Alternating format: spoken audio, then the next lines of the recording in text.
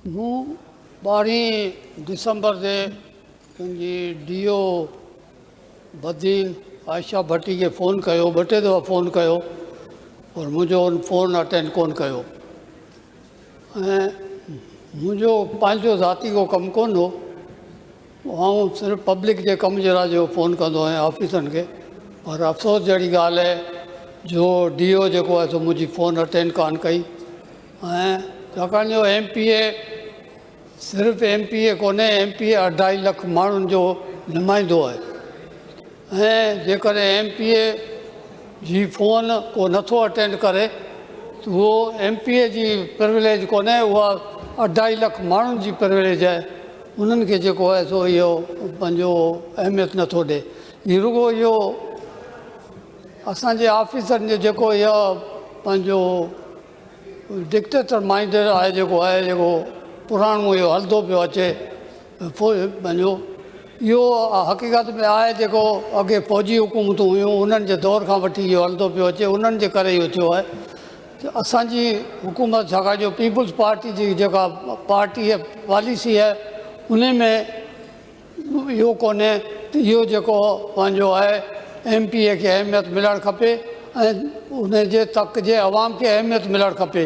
तंहिंजे करे इहा पीपुल्स पार्टी जेका आहे सा उन इहो रुझान पैदा कयो त माण्हुनि खे अहमियत मिलणु खपे। पर जीअं त इहो पुराणो पंहिंजो रुझान हलंदो अचे, पंहिंजो जेके फ़ौजी हुकूमतुनि जे वक़्त में जेको पुराणियूं हुकूमतूं आयूं आहिनि उन्हनि जे वक़्त में जेको ट्रेंड हलंदो अचे उहो अञा ताईं हलंदो अचे।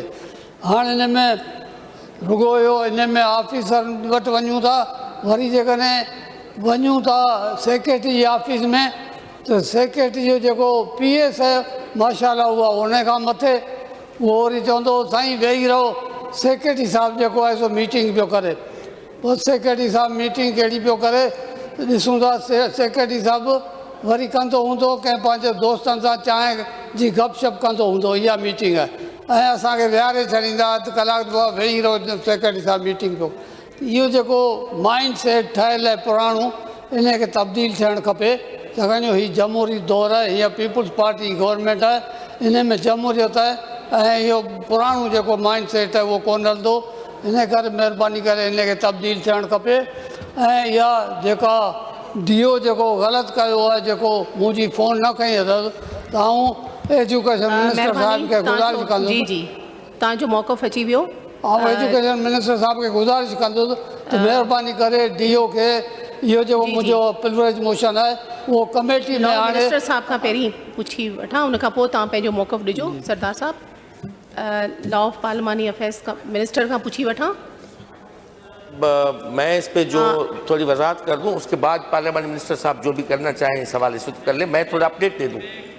अच्छा भले, ठीक है जी।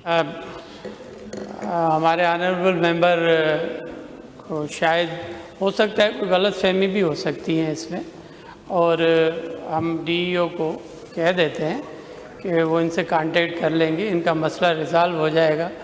छोटी सी बात है और इसको रिज़ॉल्व कर लेंगे। इस पर रिमूव कर दिया, ठीक है, लेकिन फर्दर अगर रिमूव हो गया तो फिर प्रिविलेज बनता नहीं है। नहीं, अगर रिमूव होता तो जी सरदार शाह साहब। बात यह है कि जो MPA साहब की अपनी एक प्रिविलेज है, प्रेस्टीज है, हम उसका कदर करते हैं। किसी भी ऑफिसर को चाहे किसी भी ग्रेड का हो, उसको ये हक नहीं पहुंचता कि उनको रिस्पॉन्ड ना करें। जो DO, जिस खातून DO की हवाले से प्रिविलेज मोशन मूव किया है एमी साहब ने, उस DO को पहले ही कंप्लेंट्स थी हमें इस तरह की, तो हमने पहले ही उसको रिमूव कर दिया है। She is no more district education officer in district Badin. फिर भी मैं समझता हूँ अगर ये बड़े दिन का मुजाहरा करें तो उनको रिमूव कर दिया है। हम उनको मज़ीद उस पर इंक्वायरी डिपार्टमेंटल भी हम बिठा देंगे उसको। और इस हवाले से उन्होंने जो निगलिजेंस का ये जो रोल प्ले किया है या जो रिस्पॉन्ड नहीं किया है, उस हवाले से अगर अपोलोजाइज़ कर लें पार्लियामेंट्री हमारे ऑनरेबल को तो हल हो जाएगा। इससे भी आगे उनका अपना प्रिविलेज है, अगर वो चाहें तो प्रिविलेज कमेटी में उसको ले जाना चाहें तो चाहें, मगर she is no more district education officer. Ji Mir Sahib, तव्हां छा चवंदा? उहा हाणे मुंहिंजी गुज़ारिश आहे त उनखे पंहिंजो प्रिविलेज कमेटी में आंदो वञे, उते जेका माज़रत करे त उहा वधीक बहितर थींदी। हाणे जेकर हूं मूंखे फ़ोन करे छॾींदे त उहो को अहिड़ी का ॻाल्हि हुन में कोन्हे।